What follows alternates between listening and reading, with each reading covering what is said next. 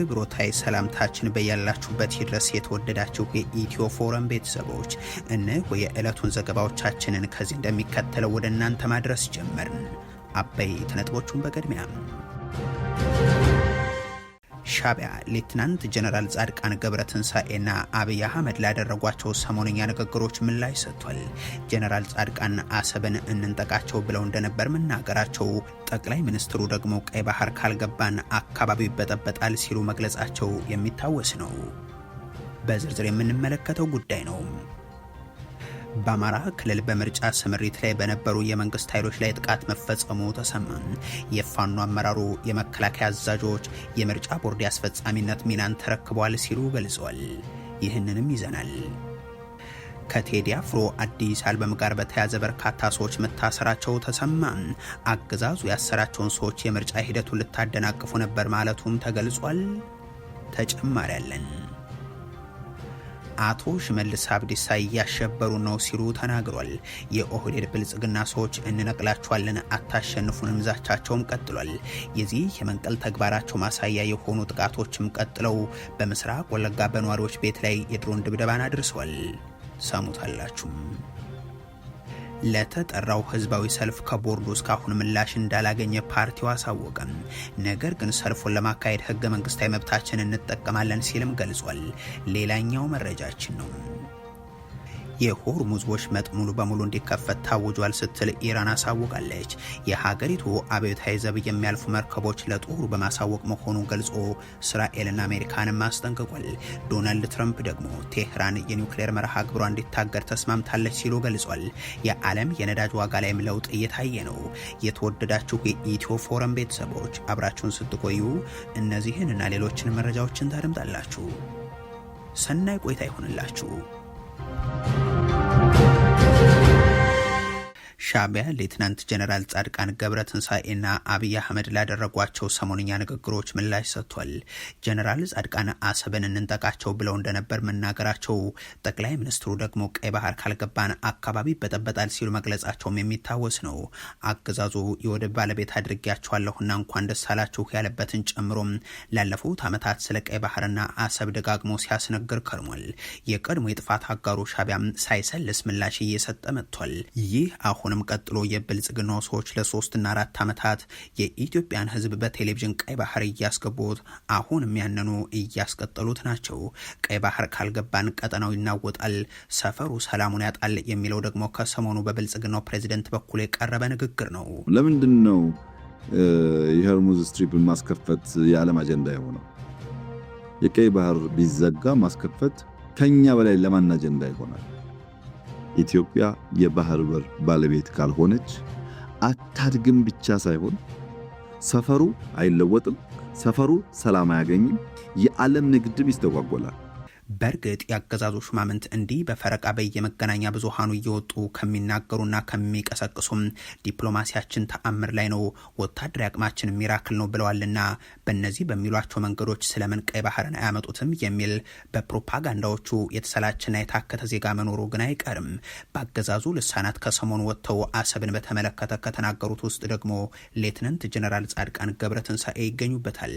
የቀድሞ ኢታማጆር ሹም ሌተናንት ጀነራል ጻድቃን በ1990 የኢትዮ ኤርትራ ጦርነት ወቅት አሰብን ለማስመለስ የሚያስችል ወታደራዊና ዲፕሎማሲያዊ ሽፋን ቢኖርም በወቅቱ በነበረ የፖለቲካ ሽኩቻ ምክንያት አልተሳካም ሲሉ አስታውሶም እሳቸው ግን አሰብን እንንጠቃቸው ማለታቸውን ጠቅሰው ያቀረቡትም ከሰሞኑ ነው። መጀመሪያ የነበረው በቀጥታ አሰብን እናስመልስ አይነት አልነበረም።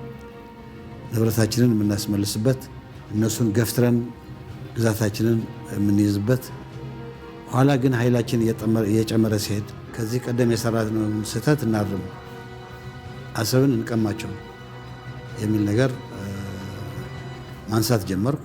ሻዕቢያ ባወጣው አዲስ የምላሽ ማብራሪያውም ሌተናንት ጀነራል ጻድቃን ገብረትንሳኤን በተንኳሽነት ፈርጇል። የአስመራው አገዛዝ ቃል አቀባይ የማነ ገብረ መስቀል ባለፉት ቀናት የብልጽግናው ከፍተኛ አመራሮችና የቅርብ ሰዎቻቸው የቆየ እርባና ቢስ ንግግራቸውን እንደገና ጨምረውት መጥተዋል ብሏል። የብልጽግናው ፕሬዝዳንትን በስም ሳይጠቅሱም ጀነራል ጻድቃንን ግን በስም አንስተው የባህር በር ባለቤት መሆን በሚል የሚቀርበው ቅስቀሳቸው ቀጠናውን የሚበጠብጥና በጩኸትና በትንኮሳ የተሞላ ነው ሲሉም ገልጿል። ሰሞንኛው አብዛኛዎቹ የፕሮፓጋንዳ ቅስቀሳዎች መጨመር መነሻቸው በውስጥ የገጠማቸው ሀገራዊ ችግርን ተከትሎ ትኩረትን የማስቀየር ፍላጎት ነው ባይ ነው ሻዕቢያ። የአስመራው መንግስት ቃል አቀባይ ጀነራል ጻድቃንን በተመለከተ ከአንድ ዓመት በፊት በዚሁ ሰሞን አውጥተውት የነበረውን ምላሽም አያይዘው ነው የከሰሷቸው። ባለፈው ዓመት ሻዕቢያ ጀነራሉን አሰብን በኃይል ለመውሰድ የሰሩም ከዛም ባሻገር የህግ መከራከሪያዎችን እያቀረቡ ሉዓላዊ ግዛታችንን ለመንጠቅ የጣሩ ናቸው ሲል ገልጾ ነበር። አቶ ሽመልስ አብዲሳ እያሸበሩ ነው ሲሉ ተናግሯል። የኦህዴድ ብልጽግና ሰዎች እንነቅላችኋለን አታሸንፉንም ዛቻም ቀጥሏል። የዚህ የመንቀል ተግባራቸው ማሳያ የሆኑ ጥቃቶችም ቀጥለው በምስራቅ ወለጋ በነዋሪዎች ቤት ላይ የድሮን ድብደባን አድርሰዋል። ጠቅላይ ሚኒስትሩ ወደ አርሲ ተጉዘው እንደ ጉቶ እንነቅላችኋለን አታወዛውጉዞንም አጀንዳችሁ አያናውጠንም ወዘተ የሚል ዛቻም ስጋትም የሆነ ንግግር ማቅረባቸው ይታወሳል። ለ8 ዓመት ሁሉም አታሸንፉንም የሚል ሁነት ውስጥ እየገደሉና እየነቀሉ የቀጠሉት የኦህዴድ ብልጽግና ሹማምንት የስጋት ንግግራቸው ቀጥሎ አቶ ሽመልስ አብዲሳም ቢሾፍቱ ላይ ይህንኑ አድርገዋል። የክልሉ አመራሮችን ሰብስበው በአመራሩ ላይ የሚታየው ክፍተት ኪሳራ ሊያመጣባቸው እንደሚችል ሲናገሩም ተደምጧል። ይኸው የአመራር መዋቅራቸው ከአምቦ እስከ ነቀምቴ ከአዳማ እስከ ሻሸመኔ የዘረጋው የማፊያ ቡድናቸው ጉድ ከሰሞኑ መውጣቱን ተከትሎ የቀረበ ንግግር ተደርጎም ተወስዷል። አቶ መለስ የህዝባችን ትግል ወሳኝ ምዕራፍ ላይ ይገኛል ሲሉ አንስተው በመጪው ምርጫ ደግሞ ራሳችንን ማጽናት አለብን ነው ያሉት። ያ እንዳይሆን እያሸበሩ ነው ያሏቸውን አካላት የፈጠሩባቸውን አደጋ በመጥቀስ ኪሬን ኬኛ በካማ ጌከነራ አከዱበት ዴቢው ዲኖን ኬኛ የህዝባችን የትግል ውጤት ተቀልብሶ ወደ ኋላ እንዲመለስ ያቀዱ የጥፋት ኃይሎች በተለያየ ጉዳይ ላይ ተኩረው እየሰሩ ነው። የመጀመሪያው ዓላማቸው ምርጫው እንዳይሳካ ማደናቀፍ ነው። ህዝብንም ለማሸበር ይሰራሉ። ሌት ተቀን ነው እየሰሩብን ያሉት። ህዝቡ ይታገላቸው።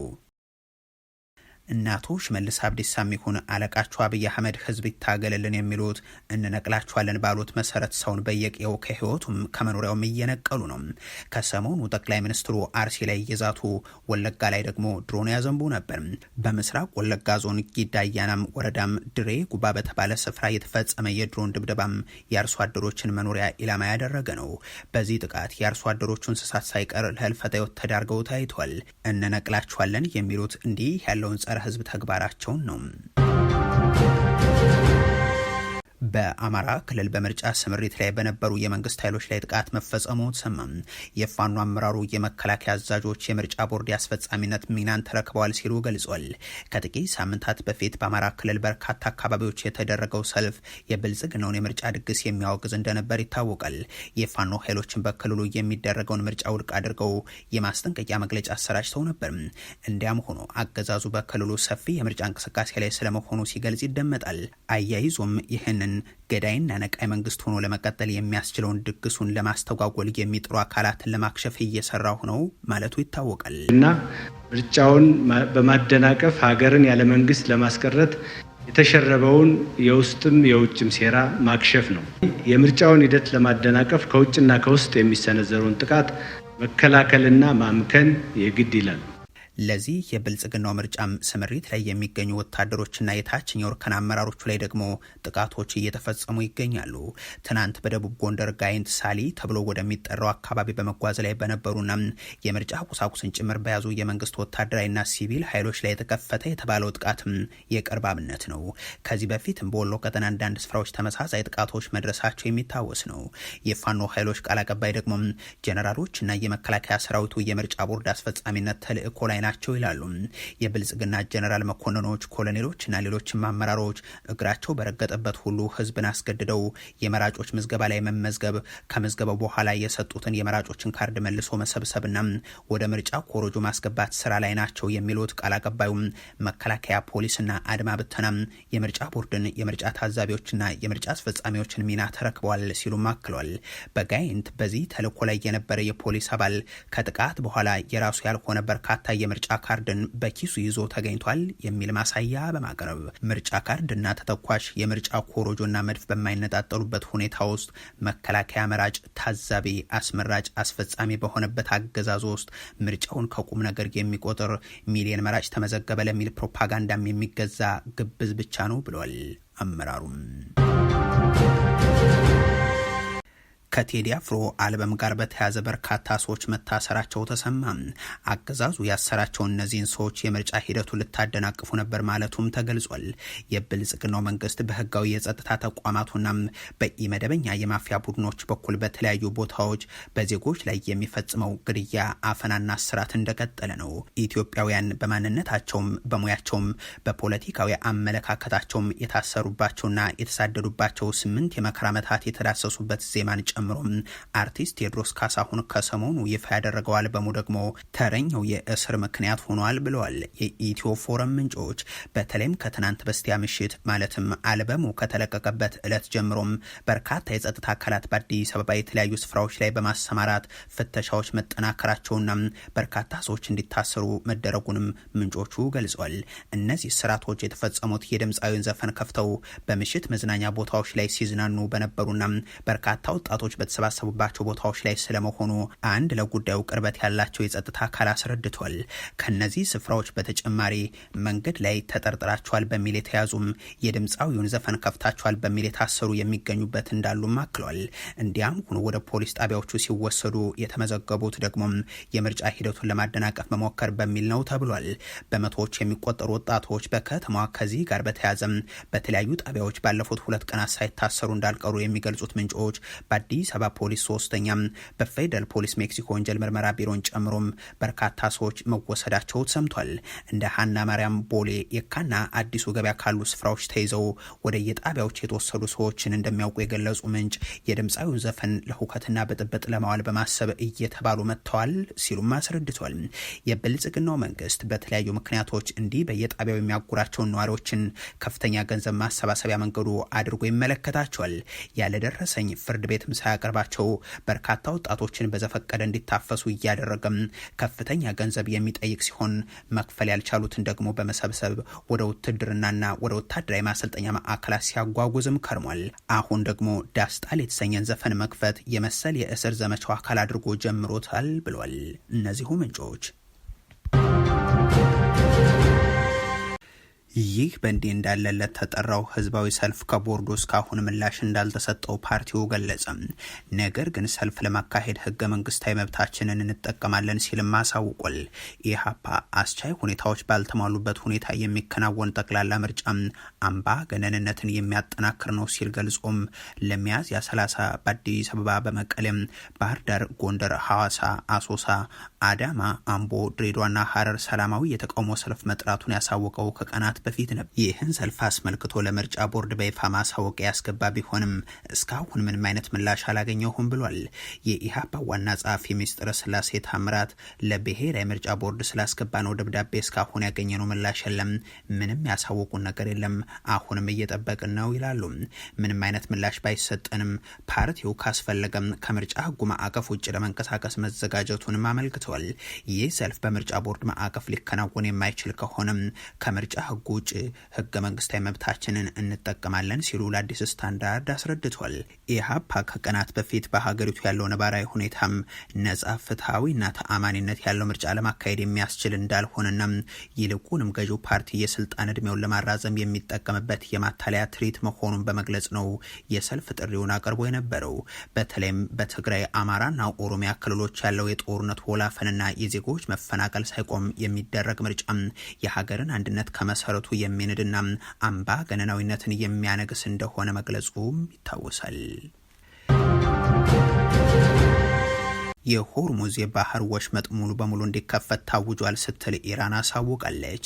የሀገሪቱ አብዮታዊ ዘብ ደግሞም መርከቦቹ ለጦሩ በማሳወቅ ብቻ ያልፋሉ ሲል ገልጾም እስራኤልና አሜሪካንም አስጠንቅቋል።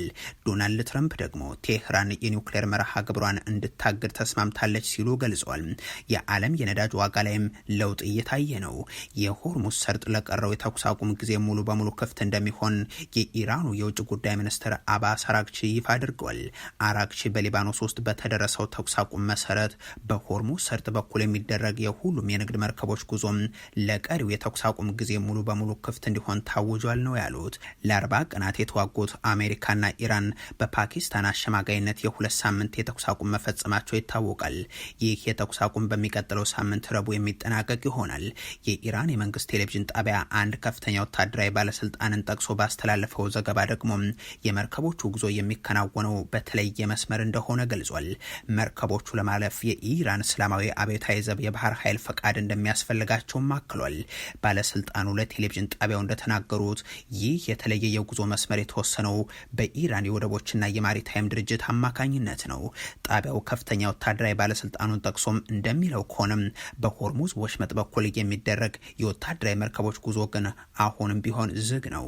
ከዚህ ጋር በተያያዘ የኢራን እስላማዊ አብዮታዊ ዘብ እስራኤል እና አሜሪካ የተኩስ አቁም ስምምነቱን ከጣሱት አፋጣኝ እርምጃን ለመውሰድ በተጠንቀቅ ላይ ነኝ ብሏል። ጦሩ የሚያከብረውን የኢራን የመከላከያ ሰራዊት ቀን አስመልክቶ ባወጣው መግለጫው ማንኛውም ወታደራዊ ስጋት፣ አውዳሚና ገዳይ ጥቃቶችን ለመቋቋም ዝግጁ ነኝ ይላል። የአሜሪካው ፕሬዚደንት ዶናልድ ትራምፕ ደግሞ የሆርሙዝ ሰርጥ ለንግድ ስራ ሙሉ ለሙሉ ክፍት መሆኑን አረጋግጧል። ሆኖም ከአሜሪካ ጋር እየተደረገ ያለው የሰላም ድርድር እስከሚጠናቀቅ ድረስ በኢራን ወደቦች ላይ የተጣለው እገዳ እንደሚቀጥል ግን ገልጿል። አሜሪካ በኢራን ላይ የጣለችው የባህር ኃይል ከበባ ሙሉ በሙሉ ተፈጻሚነቱ ይቀጥላል። ይህ ከበባ የሚመለከተው ኢራንን ብቻ ነው ብለዋል። ይህ እገዳ የሚነሳው ከአሜሪካ ጋር እየተደረገ ያለው ስምምነት 100% ሲጠናቀቅ ብቻ እንደሆነም ነው ትራምፕ የጠቆሙት። አብዛኛው የድርድር ነጥቦች አስቀድመው የተቋጩ በመሆናቸው የቀረው ሂደት በጣም በፍጥነት እንደሚጠናቀቅ ፕሬዚደንቱ ያላቸውን እምነት ገልጿል። ዶናልድ ትራምፕ ከኢራን ጋር ሙሉ ስምምነት ለመድረስ ተቃርበናል ይላሉ። የኢራን ሹማምንት ግን አሁንም ገና በርካታ የሚቀሩ ጉዳዮች አሉ፣ በተለይም የኒውክሌር መርሃ ግብሩን በተመለከተ ክፍተት አለ በማለት ነው የሚናገሩት። ዶናልድ ትራምፕ ግን ኢራን የኒውክሌር ፕሮግራሟን ላልተወሰነ ጊዜ ለማገድም ተስማምታለች ሲሉ ገልጿል። ፕሬዚደንቱ ትራምፕ እንደገለጹት ለዚህ ስምምነት ምትክ አሜሪካ የታገደውን የኢራንን ገንዘብ አትለቅም፣ ምንም አይነት ገንዘብ እጃቸው ላይ አይደርስም ሲሉም ተሰምቷል። አሁን የታየው አዎንታዊ የሰላም ሂደትን ተከትሎ ታዲያ በዓለም የነዳጅ ዋጋ ላይ ለውጥ እየተመዘገበ ነው። የሆርሙዝ ሰርጥ ለተኩስ አቁሙ ስምምነት ቀሪ 2 ቀናት ለሁሉም የንግድ መርከቦች ሙሉ በሙሉ ክፍት መደረጉን ኢራን ባወጀች በጥቂት ደቂቃዎች ውስጥም የነዳጅ ዋጋ ከፍተኛ በተባለ መጠን ወርዷል። ትናንት ጠዋት ላይ እስከ $98 ደርሶ የነበረው የብሬንት ድፍድፍ ነዳጅ ዋጋ እወጃውን ተከትሎ አንድ በርሚሉ ከ$90 በታች አሽቆልቁሏል። የድፍድፍ ነዳጅ ዋጋ ከጦርነቱ በፊት ከ$70 በታች የነበረ ሲሆን መጋቢት ወር መጀመሪያ ላይ ከ$100 በላይ ደርሶ ነበር። የመጋቢት ወር ማብቂያ ላይ ደግሞ እስከ $119 አሻቅቦ እንደነበር አይዘነጋም።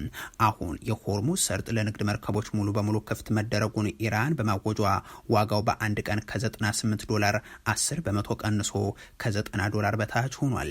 እስከ መጪው ረቡዕ ያሉት ቀናት እጅግ ወሳኝ ናቸው። ይህ በእንዲህ እንዳለ ዶናልድ ትራምፕ የእስራኤሉ ጠቅላይ ሚኒስትር ቤንያሚን ኔታንያሁ ላይ ግፊት እያደረጉ ነው ተብሏል። በእስራኤልና በሊባኖስ መካከል በአሜሪካ አማካኝነት የ10 ቀን የተኩስ አቁም ስምምነት ተደርሶም ተግባራዊ መደረግ ጀምሯል። የአሜሪካው ፕሬዝደንትም ስምምነቱ ለ10 ቀን ብቻ የተደረሰ ቢሆንም ሊራዘም ይችላል ይላሉ። የእስራኤሉ ጠቅላይ ሚኒስትር ቤንያሚን ኔታንያሁ ከሊባኖስ ጋር የተደረገውን ይህንን ስምምነት ታሪካዊና እድሎችን የሚፈጥር ብለውታል። በኢራን የሚደገፈው ሄዝቦላህም የተኩስ አቁሙን እንደሚያከብር ጠቅሶም ኋላ ላይ በሁሉም የሊባኖስ ግዛቶች ላይ የተሟላ ጥቃቶችን ማቆም እንዲያካትትና የእስራኤል ጦር በነጻነት እንዳይንቀሳቀስ ጠይቋል። ኔታንያሁ ጦራቸው በደቡባዊ ሊባኖስ ውስጥ 10 ኪሎ ሜትር ያክል ዘልቆ በመግባት የደህንነት ቀጠና ውስጥ እንደሚቆይ የተናገሩ ሲሆን ይህ ግን ከሄዝቦላ ፍላጎት ውጭ ነው። አሜሪካ የሊባኖስ መንግስት ሄዝቦላ እስራኤል ላይ ጥቃትን እንዳይፈጽም ለማድረግ ተጨባጭ እርምጃዎችን መውሰድ ይኖርባታልን ብሏል። ሄዝቦላ እስራኤል ክህደት ከፈጸመች ጣቴ ቃታ ላይ ነው ሲልም አስጠንቅቋል። ስምምነቱን ተከትሎም ጦርነቱን ሸሽተው የወጡ በርካታ ሊባኖሳውያን ወደ ቀያቸው እየተመለሱ ስለመሆኑ ተዘግቧል። የተወደዳችሁ የኢትዮ ፎረም ቤተሰቦች ለዛሬ ያሉን መረጃዎች ይህንን ይመስሉ ነበር። አበቃን። ቸር ያሰማን።